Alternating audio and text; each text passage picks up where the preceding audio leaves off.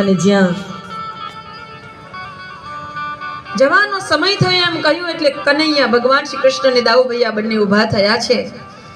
માં, બાબા, અમે જઈએ છીએ. નંદ બાબાએ કહ્યું કે સાચવીને જજો, હું પણ હમણાં આવું જ છું. હા હા. આ બાજુ બહાર નીકળે છે ને ત્યાં તો આખું ટોળું ગોપીઓનું ગ્રથને ઘેરીને બેઠી છે. ગોપીઓ આખી રાત સૂતી નથી, દળ દળ આંસુ પડ્યા છે, આંખો સૂજી ગઈ છે.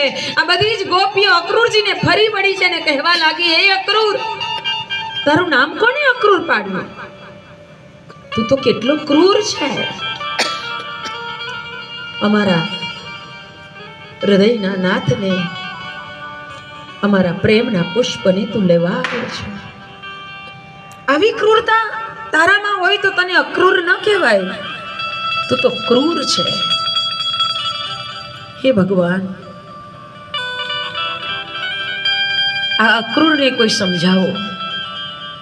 અમારા અક્રૂર આ લાલાને લઈ જાય છે. દરેક ગોપીઓ ની આ સ્થિતિ જોઈ એટલે કનૈયાએ વિચાર કર્યો કે આ ગોપીઓ મને જવા નહીં દે. એટલે દરેક ગોપીની પાસે ભગવાન જાય છે, એની આંખમાં આંખ પરોવે છે. એટલે ગોપીની સુધબુધ ખોવાઈ જાય છે.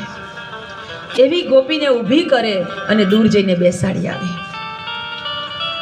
બીજી ગોપીની આંખમાં આંખ પરોવે અને સમાધિ લાગી જાય, ઊભી કરે, બીજે બેસાડી આવે. આમ એક એક કરીને બધી ગોપીઓને રથની નજીક જે બેઠી હતી બધીને દૂર કરી દીધી. અને ભગવાન કૃષ્ણ દાઉભૈયા રથમાં સવાર થાય. અક્રૂરજીને કહ્યું, કાકા જલ્દી રથ હાંકો. જેવો રથ આગળ ગયો એમ ગોપીઓની સુધબુધ આવવા લાગી એટલે દોટ મૂકી છે. ગોપીઓ રથની આગળ